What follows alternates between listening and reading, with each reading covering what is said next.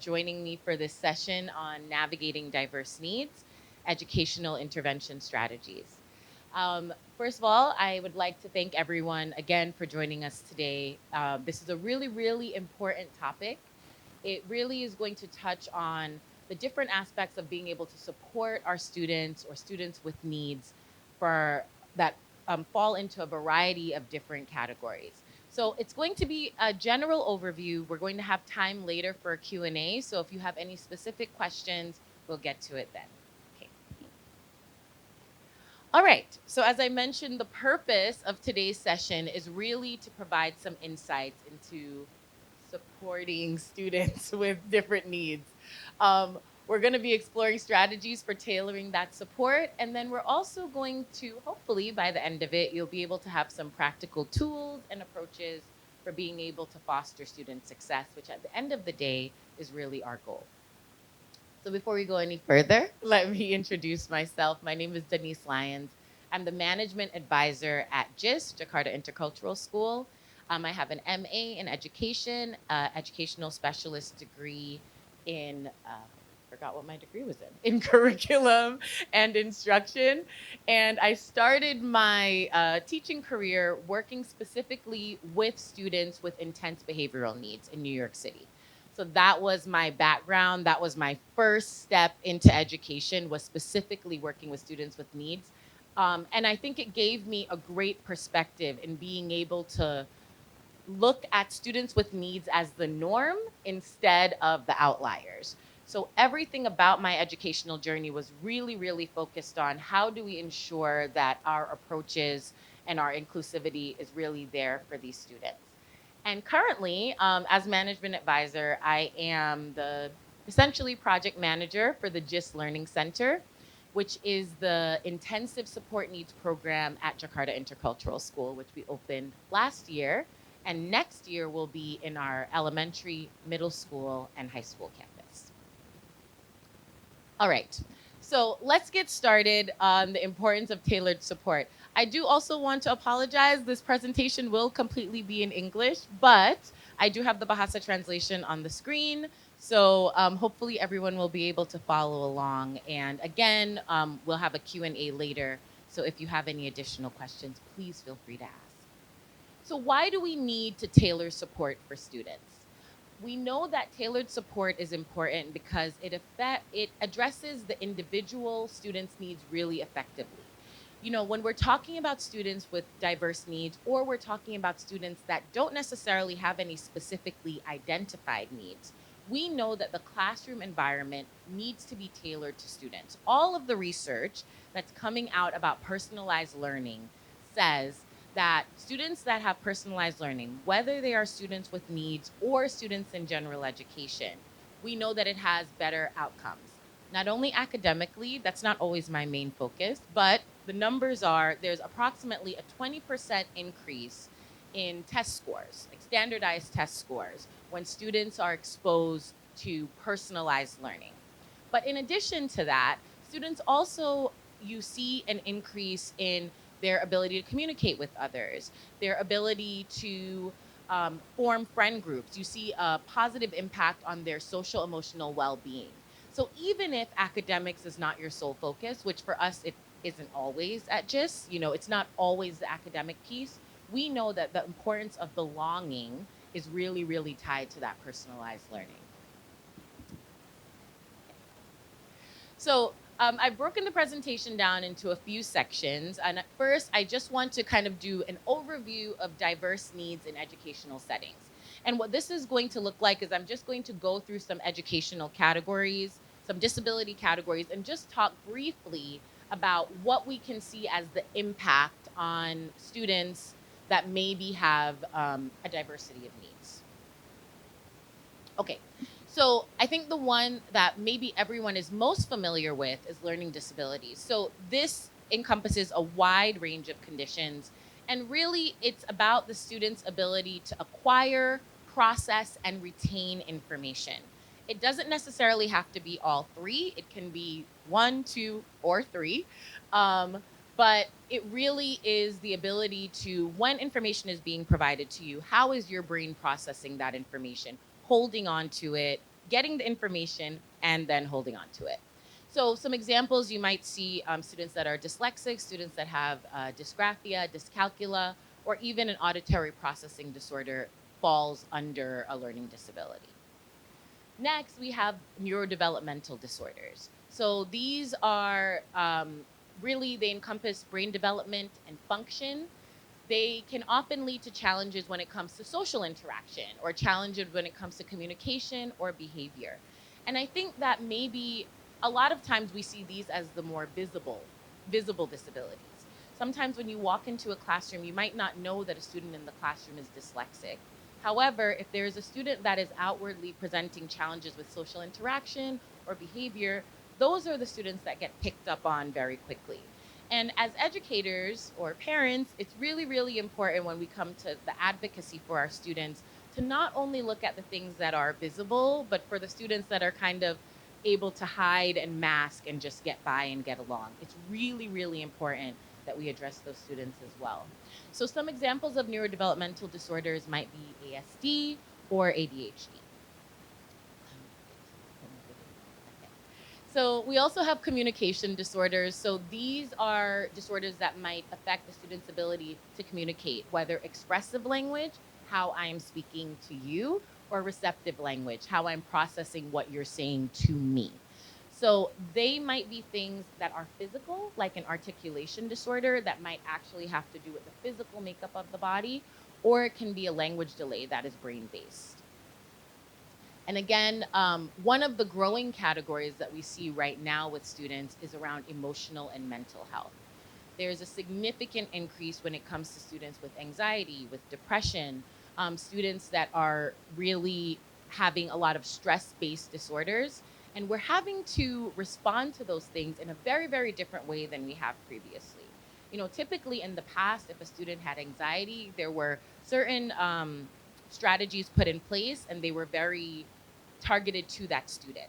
But now, particularly after COVID, and we're seeing such a rise in anxiety among students, whether that's because of the isolation during that period or the lack of socialization, we're seeing the importance of kind of putting in class-based or whole school-based interventions for the entire community that they can benefit from.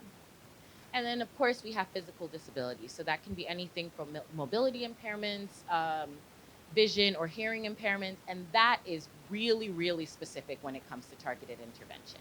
You know, those are interventions that we will need super specific tools for, specific training, and people that are able to address the students with a technology-based approach.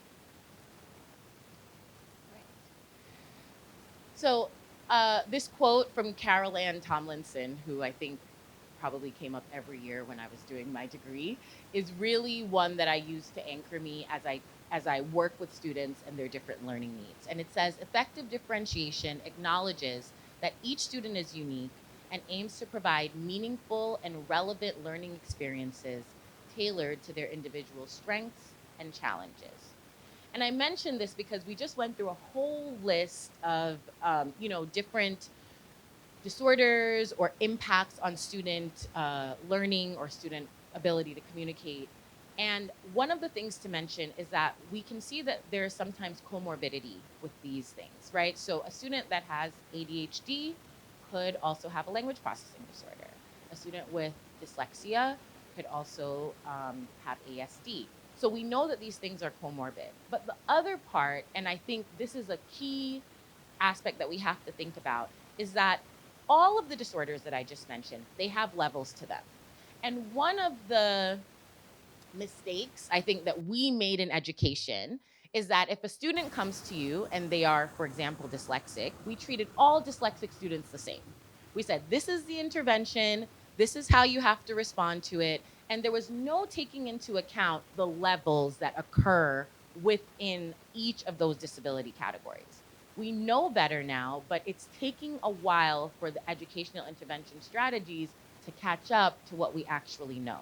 So if there are parents in the room, one of the things that you can do to advocate for your child is really have their teachers look at the level of the different disability category that they might fall into and not just apply a blanket approach where we say, oh, students with ASD need this. No, it's my student or my child with ASD needs this. So that is something that we really need to focus on. Okay. This may be more for the educators in the room, but for parents, it's really important just for you to know this. We always have to, as I mentioned before, identify the specific level of support that the student requires. So in this section, I'm going to talk a little bit more about identifying the level of support, just because we need to be able to have kind of a comprehensive approach to doing this. There is no one test, there is no one assessment, there is no one observation that is going to tell you everything you need to know about that child. So we need to have a comprehensive approach so that we can have the most accurate information about our students. Okay. So as I mentioned, identifying level of support, you really need to take in various aspects. You need to look at the academics, social, emotional, and behavioral functioning of the student to determine that appropriate level. And we're talking about, gathering data through comprehensive assessments. We're talking about observations, talking to teachers, talking to parents. A lot of times when students are being assessed or evaluated, sometimes parents are left out of the discussion. Parents are a key factor in finding out what we need to know about a child. A child can present very differently at home than they do at school. We know that because in school, you might have 20 students in a room. At home, their child might be one-on-one just with you. So we know that kids present differently. But knowing how a child presents in each different environment tells us what we need to know about that child. So in inviting in parents or other caregivers, whether it's your nanny, whether it's the driver that sees your child in the car on the way to school, all of these different people that interact with this child are important in painting a full picture. And then again, we really need to have a holistic understanding of strengths, challenges, learning styles, and specific needs. That's the foundation that we are going to use to build the support plan for that student.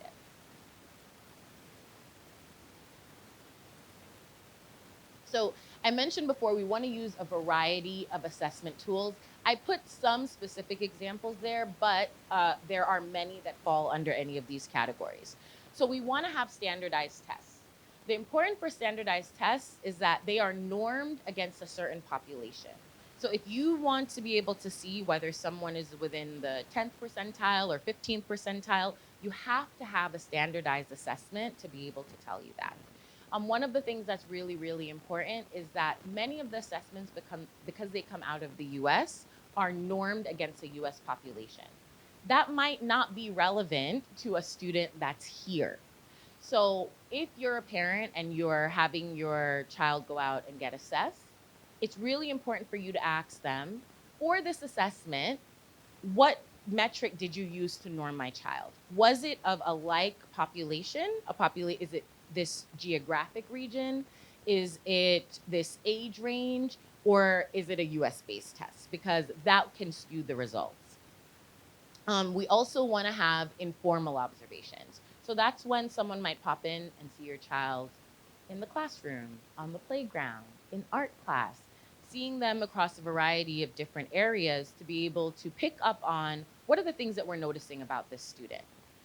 We also, as I mentioned, want to do interviews, particularly with parents, but also with the teacher, the two people that generally spend the most time with this student.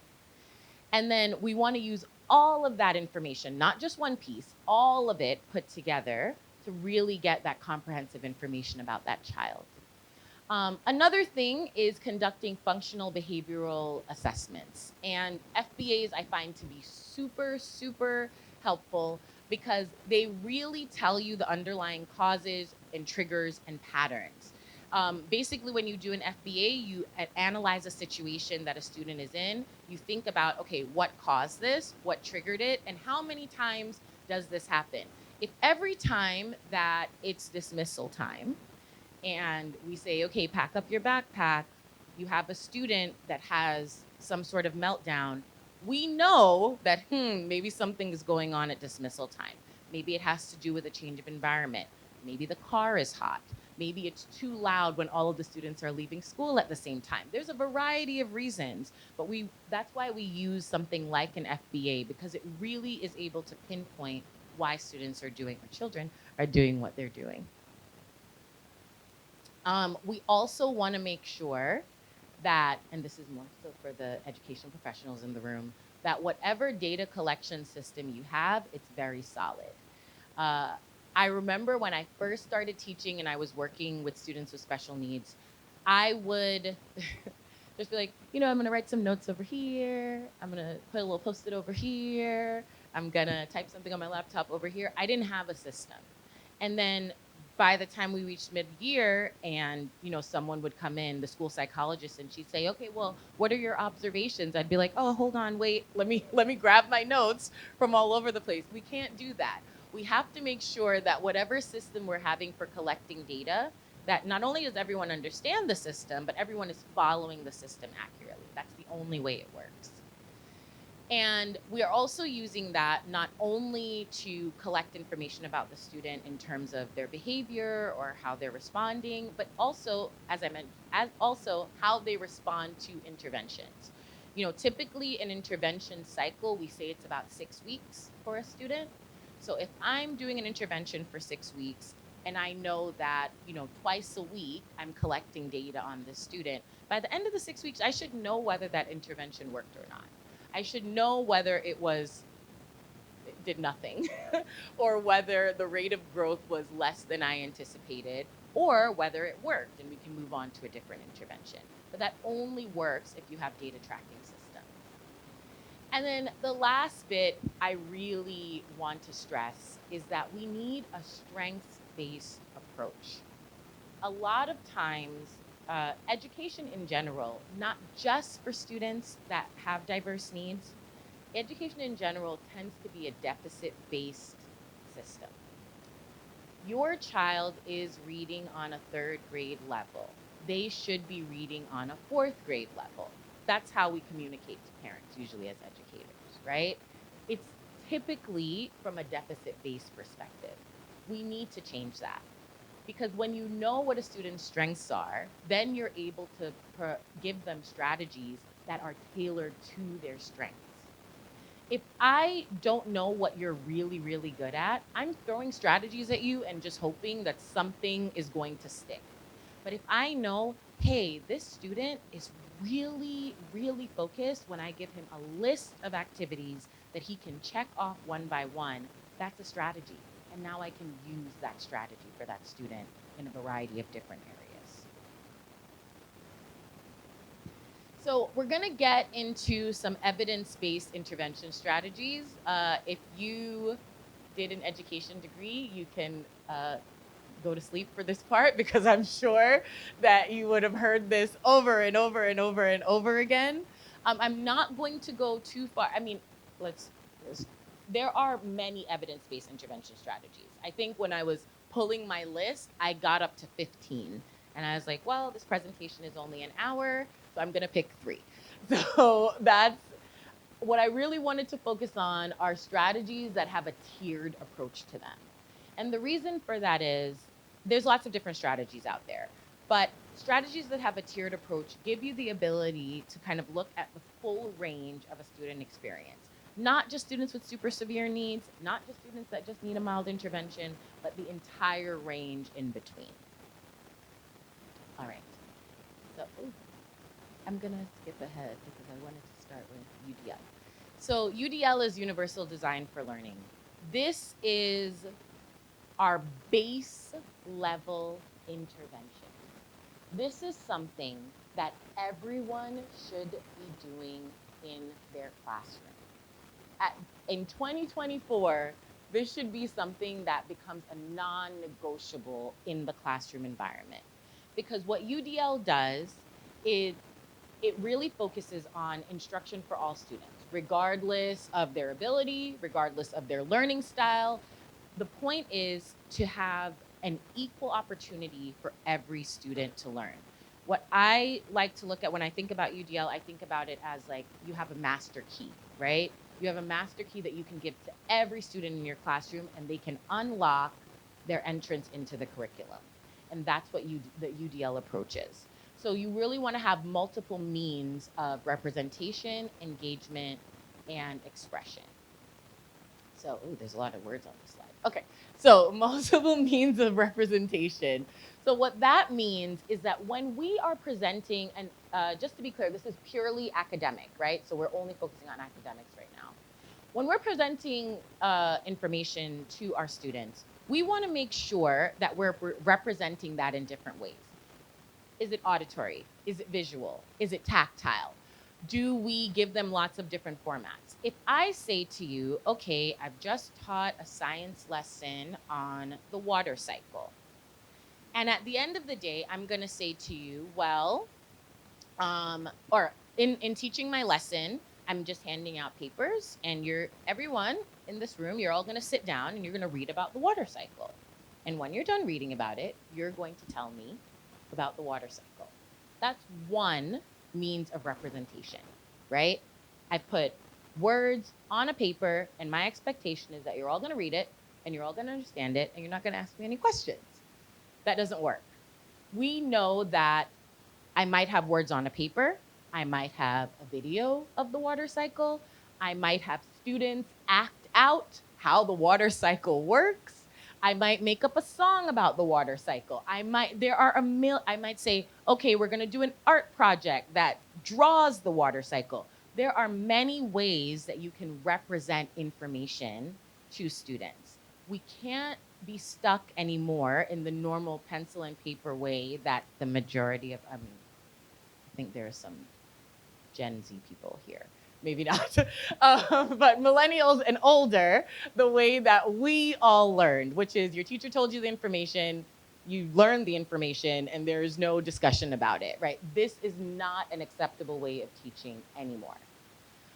We also need to have multiple means of engagement, right? This is where we talk about real world tasks. So one of the things that we might say is, okay, going back, I'm staying on the water cycle. I don't know why that's what popped into my head, but we're still on the water cycle. How much different would it be for a student if I said, well, we're going to learn about the water cycle. Here's a paper, read about it. You know, you can do some Googling and read about it. Or we go outside when it's raining. Maybe not stand in the rain. We go outside, we look at the rain, the students are observing the clouds. What do you see? What are you noticing? We go back outside the next day after it has rained. What are you noticing about the water that is missing now from the floor, right? How do we engage our students in different ways to ensure that they really, truly understand the importance of real world examples and what we call authentic tasks means that students are able to process the information differently. You process something differently from when you sit down and read it on a piece of paper versus when you actually engage with it. So that's the engagement. And then, of course, expression. Again, minus Gen Z, everyone else. Usually your teacher teaches you something, and at the end they say, oh, write a paper. Write a 5-page paper, 700 words, explaining the water cycle. Done. And that's the only way you can show someone that you learned something. That's it. We need to start thinking outside of the box when it comes to things like that. I find just as much value in a student writing me a paper, a student standing up and doing a presentation where they're just talking, a student drawing me a picture or a diagram where everything is labeled. To me, those things are all equal. You know why? Because my goal should not have been at the beginning of my water cycle unit, can you write a really good paper? That shouldn't have been my goal. This is a science unit. It's not a writing unit, it's a science unit. The goal should not be, can you write 500 words? The goal is, do you understand the water cycle, right? So if you can show me that you understand the water cycle in many, many different ways, then all of those ways are equal to me. And I think for some of us parents, myself included, as we see the shift in education away from kind of just handwriting and you do it pencil and paper, we have to accept that as well as parents, that maybe your child will come home with a picture and the teacher will say, oh yeah, they did a great job. And we kind of have to say, okay, this is all right. This is okay. Tying this back into students with diverse needs, obviously you can see the way that if you have multiple entry points in terms of representation, if you're engaging students in different ways, so we're talking about how you would engage a student, let's say with dyslexia, or a student that has a communication disorder, right? We're factoring all of that into engagement, and then how you're expecting them to express themselves. Would it make sense if the final task in an assignment was that everyone was going to stand up and do a presentation on the water cycle? Would it make sense for me to ask my student with an expressive language disorder to do that? Of course not, right? So we want to make sure that when we're talking about UDL, I'm going back, back, back. We're talking about UDL, that we're really talking about, we're thinking about it not only for every student, but also for students with needs. All right, so let's talk about RTI. RTI is actually my favorite intervention approach strategy.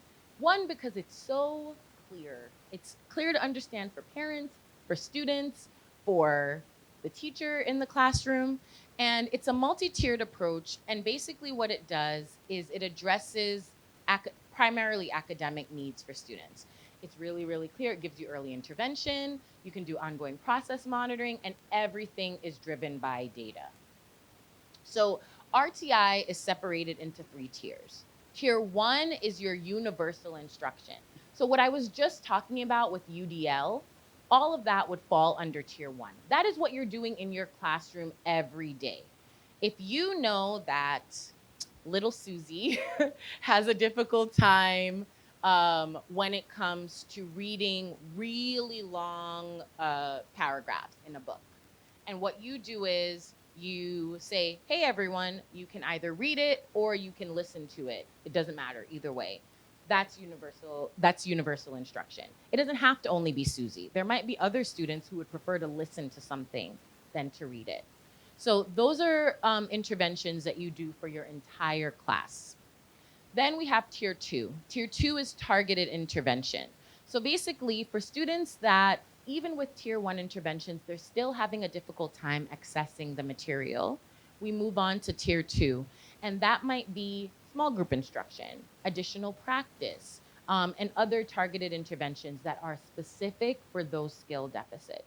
So little Susie again is having a really hard time learning her letters, right? In class, we've sang the letter song, we've traced letters, we've made letters out of clay. The whole class has done that. Still having a really hard time learning her letters. Okay, so I might pull a small group with little Susie and little Bobby, who's also having a hard time, and we might practice every week, and we might do some extra practice every week on just learning our letters. That is a targeted intervention. So now let's say, you know what? We've done that. We've done a 6-week cycle, and she's still having a really hard time learning her letters.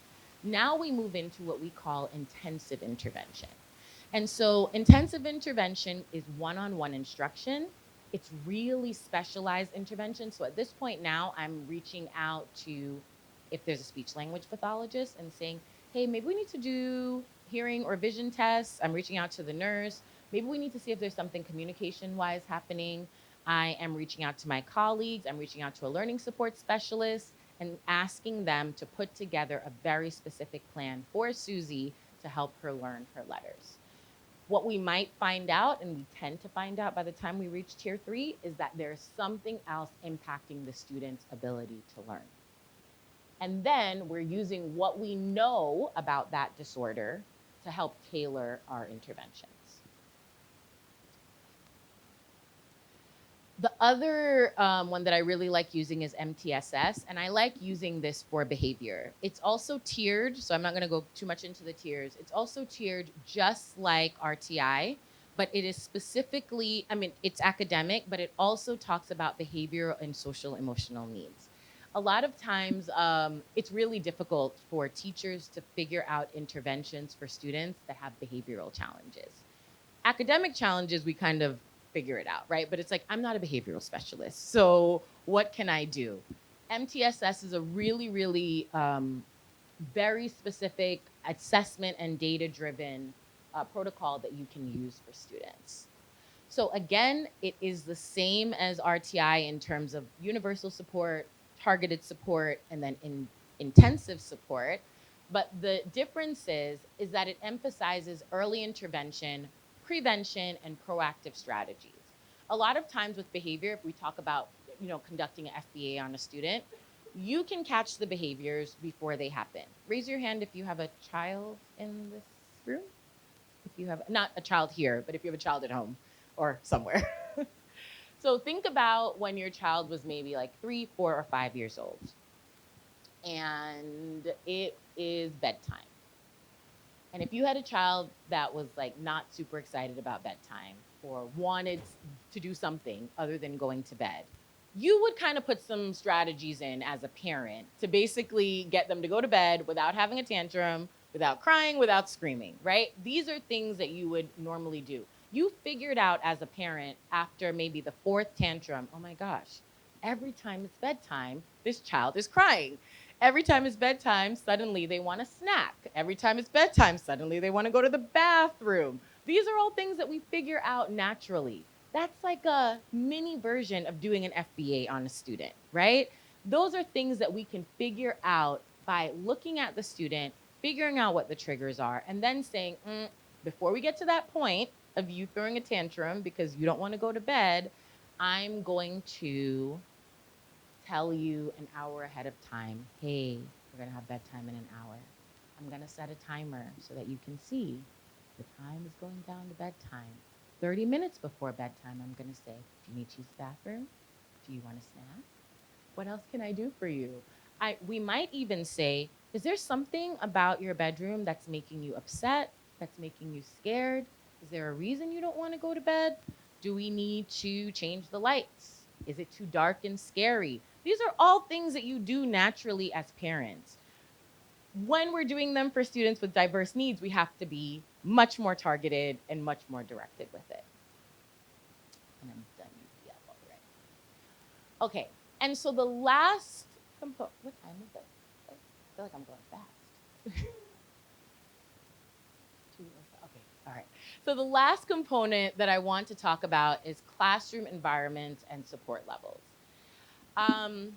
I'm really grateful that I started my career in special education. It is one of the things that I think has made me a really confident teacher, but also a teacher that can kind of see beyond what is traditionally expected from students, right? Even when I went into general education, my mindset was always as a special education teacher.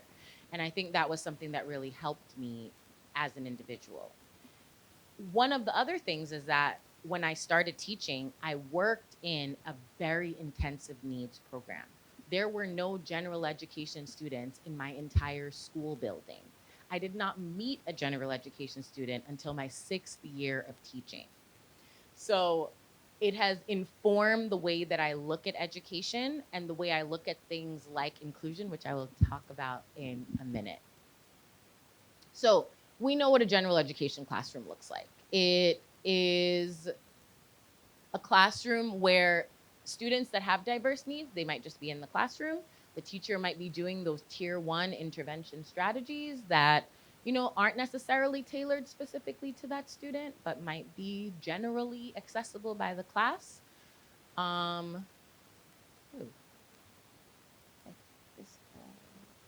sorry, hold on. Sorry, 1 second. There we go. All right. And you might get additional support from other people in your building if you have them. If your school has a learning support specialist, they might be able to come in and say to you, hey, maybe try this in your classroom. But they're not necessarily working with your child. And so this is flipped. Sorry about that. So the teacher is delivering curriculum content to the whole class. There's limited differentiation or individualized support. And when we talk about the level of support, basically students are exposed to grade level content, they're exposed to their peers, but if you need additional support, you're not getting it necessarily in a general education classroom. I'm so sorry, my slides are flipped, but I will go back here. This should say general education with push-in or pull-out support. So this is a student that might be in the general education classroom, but maybe they need a bit of that tier 2 intervention. So maybe they're getting pulled out of the classroom by a learning specialist, or someone that's working in them with speech or with behavior. And they are working hand in hand with that classroom teacher or their teachers, right, to make sure that whatever is happening in the intervention classroom is also happening in the general education classroom. One of the tricky parts about this is balancing time, right? The student needs the interventions. They need to be out of the classroom one-on-one with their intervention teacher. But then when they're out of the classroom, they are also missing all of that peer socialization. They're missing what's happening in the classroom. Both things are equally important, and finding that balance is really challenging. The other option is a collaborative instruction classroom. These are some of my favorites. So in this classroom, we call them co-tots, and you will have a general education teacher and a special education teacher in the same classroom. And what that means is that you'll have a higher population of students with diverse needs in that classroom setting. So both teachers share the responsibility for all of the instruction, for all of the intervention, but you have a specialist there in the room with you so that you're able to do that more seamlessly. And so it's a really, really high level of support for students with diverse needs because they have their own teacher in the room. And you see a lot of differentiated instruction, individualized accommodation, and you have the expertise from both teachers. The good thing about that is you never go too far in one direction. A lot of times when you have students with needs, people will automatically assume, as I mentioned before, we need to go to the highest level of intervention for the student. When you have another teacher in the classroom, that's the general education teacher, they can kind of shift it back a little bit so you're not going too far in a direction that you don't need. And last is what we so I should go back actually. At GIS, we have general education. We have all of these categories, I think. Yes, we have general education. We have general education with push in and pull out. We have a co-taught or a collaborative teaching classroom. But we also have our new program, which is the GIS Learning Center, which is a specialized support classroom. So in this model, students with similar profiles, that could be learning, that could be behavioral, that could be anything else that relates to how that student operates within the world. They're grouped together in a classroom with a special education teacher. And these classrooms, again, they might focus on specific disabilities or academic areas, or they could just be generally age-based or, yes, or developmentally based. So it's a smaller classroom. It allows for the maximum level of personalization for a student. We're talking about a class of typically no more than between 8 and 12 students. So if you're one teacher and you have maximum 12 students in a classroom, think about how much personalization you can do for those individual students. And again, the instruction is really, really tailored to their needs. The con of that is that, of course, when you're putting students in a smaller classroom setting, their interaction with their same age peers becomes more and more limited, right? I've put these in the order of the way that it's referred to in education is least restrictive, which means like open, everyone can come in, to most restrictive, which means that you have really, really specific criteria to be in this classroom environment. And so we know that if you're in a specialized learning classroom, there can be impact on academics, right? Because you're not doing grade level academics. There can be impact on socialization because you're not with a class of 30 students. Do we have 30 students? A class of lots of students going back and forth.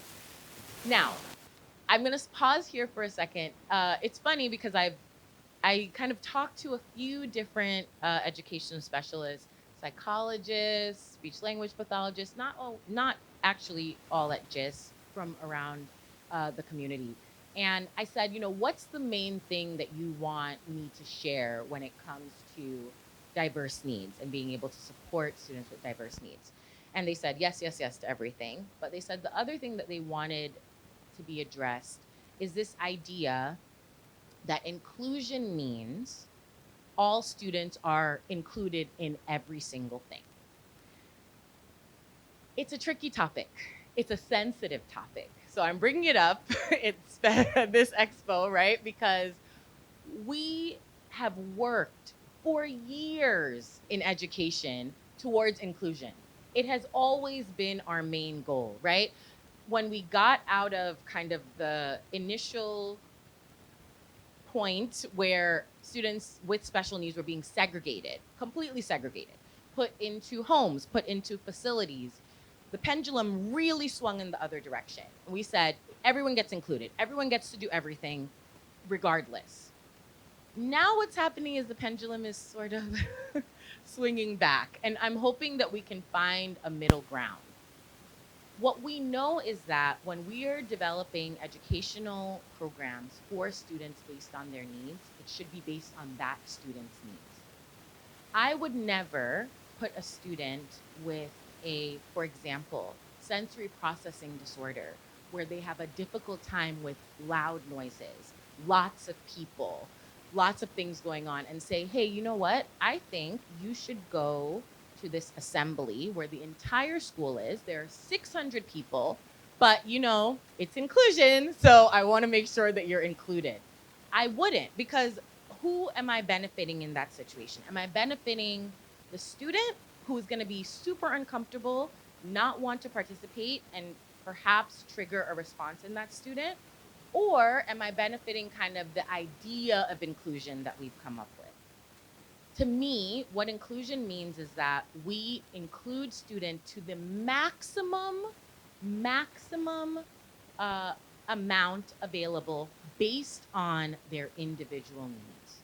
We always need to think of the most open way to include students. We never want to, as I mentioned before, start with the most extreme. We always want to start with, you can go to that assembly with 700 students. And then if your response to that, the student's response, what we know about the student is that this is overwhelming for them. They are uncomfortable. They do not want to be here. Then we pull back. It doesn't mean that we pull back to you never attend an assembly ever again. It means that we start putting strategies in. Okay, can you attend the assembly if we give you headphones? Nope. Okay. Can you attend the assembly if someone sits down next to you and you have a communication system that if you're feeling uncomfortable, you're allowed to leave? We go through that entire process. It's really, really important that when we think about inclusion, we think about what benefits that student the most, not what benefits the idea of inclusion the most. And I think naturally, when people think about specialized support classrooms, the initial response is always, this is not inclusion. This is not what inclusion looks like. You are segregating a group of students away from their peers. You are segregating them by disability, by age, by whatever it is. And this is not what we have been working towards for the last decade.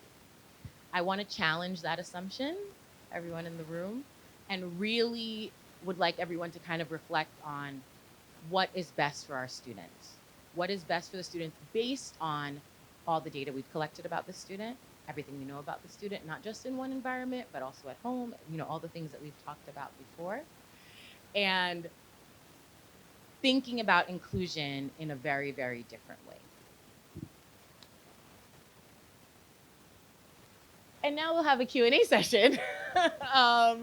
So if anyone has, I will pause first. So if anyone has any questions for me, Ibu Izzy, who is my colleague, is here, and she's happy to do any translation. Okay, thank you for the presentation. And basically, I really want to know more about the FBA, or the functional behavioral assessment. Yes. Right. Okay. So, what are the three, should I say, best practices, or maybe the how-to? And could you give me, like a, like practical example that Sure. you find in your school on daily basis? Thank you. He was coming from a very difficult home life. And whenever it was time to kind of see the parent that he didn't live with, we would notice that the week before, all of a sudden, he wasn't following directions. He was being disruptive in the classroom. He wasn't doing any of the things that we were asking him to do.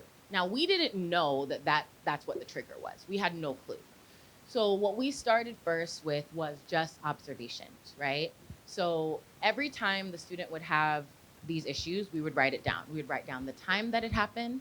We would write down what happened before, so the antecedent of the behavior. And then we would write down what the student did, what the behavior was, and then how long it lasted, and then what he did afterwards. Of course, we're not leaving the student to just do this behavior. So we would also write down what interventions we were doing and were they working, right? So we collected that data for about 4 weeks. Every time there was an issue, we would write it down. Not only that, we'd also write down the time. We'd write down the day. We would write down the weather. We didn't know what was causing this behavior on a student that was typically pretty easy to get along with, pretty kind, pretty, followed directions. So we didn't know what was causing this behavior. So we wrote down all of the varying factors that we could possibly think of that was impacting that student behavior. After that, we met with the support team. So anyone that had interaction with that student, that was the other thing too. It wasn't just me as the classroom teacher. We asked the parents to do the same at home. They weren't really seeing that behavior at home. We asked the other teachers in the school that had that student to also do the same thing. And so we kept track of this behavior for 4 weeks straight. And then we started noticing a pattern. For this student, it was very, very simple. It's not always this easy. The pattern was every Wednesday. This was happening every Wednesday and Friday. Every single Wednesday and Friday with this student. We were like, what's happening on Wednesday and Friday? So we looked at the school schedule. We looked at, we talked to the bus monitor. We talked to everyone. And then finally, when we had a meeting with the student's mother, she would say, oh, on Wednesday evenings and Friday evenings, that's when he goes to his other parents' house. And we thought, oh, okay. So what initially we thought was oppositional behavior, this student is not listening, the student is not doing what we're telling him to do, we were then able to say this is anxiety-based behavior. He's refusing because he's anxious. He's refusing because he's upset. He's refusing because he's having an emotional reaction and he doesn't know what to do with it. And so then we were able to put strategies in place in the classroom along with his parent. So typically that's the way that you conduct an FBA. You can find, if you Google like FBA outline, they will give you literally a chart to just fill in. And it'll tell you exactly what to fill in, what you need to look at for a student. But what's most important afterwards is analysis. And you can't do it by yourself. You need to have multiple people looking at that data that knows that student so that you're able to determine what the triggers are.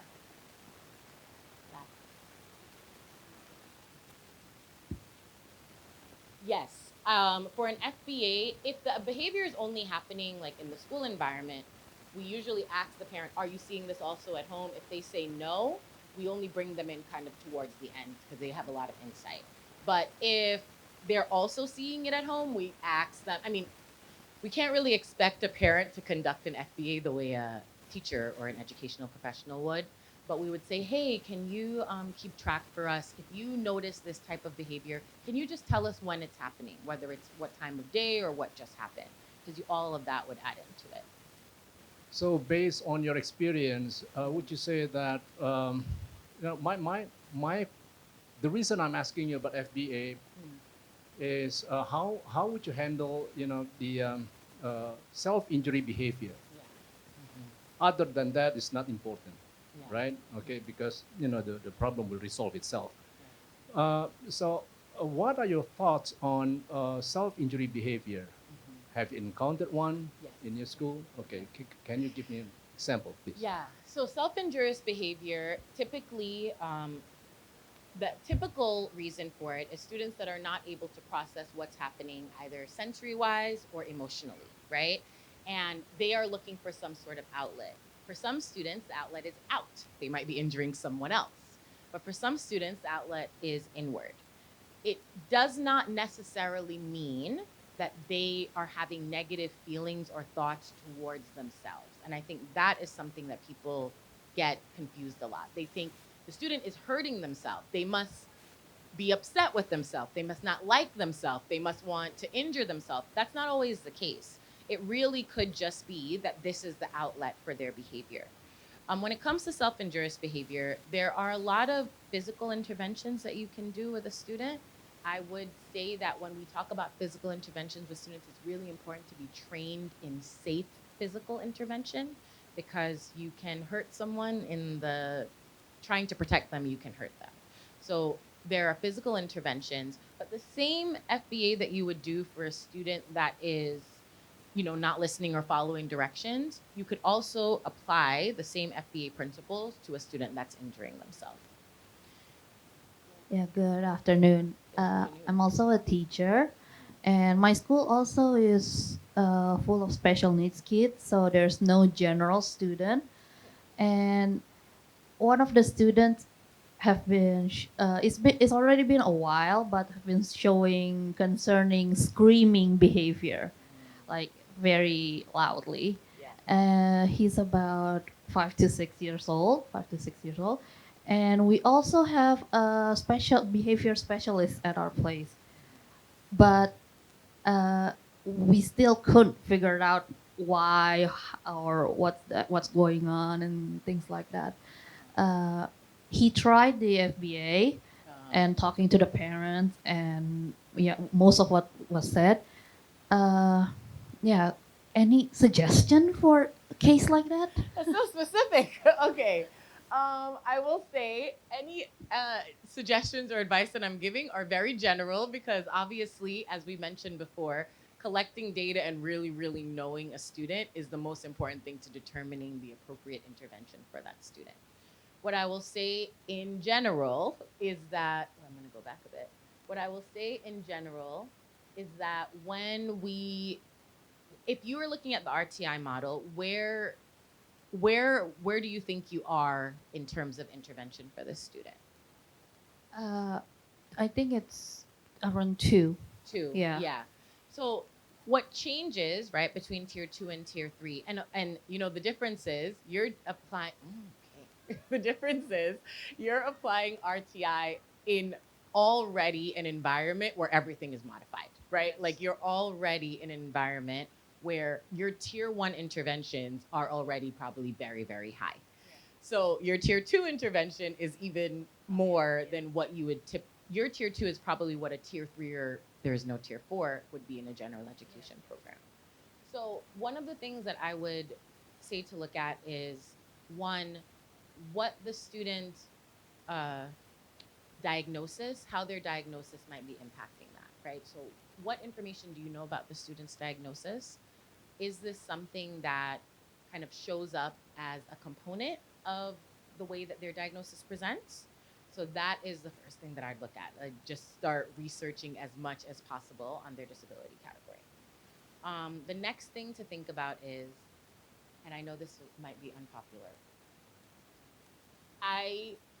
a lot of the work in education now is shifting away from the student is doing something that's disruptive, so we need to change their behavior, to if the disruption is not impacting the student and their ability to function in the classroom, or if this behavior, I shouldn't say disruption, if the behavior is not impacting the student's ability to function in the classroom and it's not impacting their peers' ability, then it's not necessarily something that we need to address.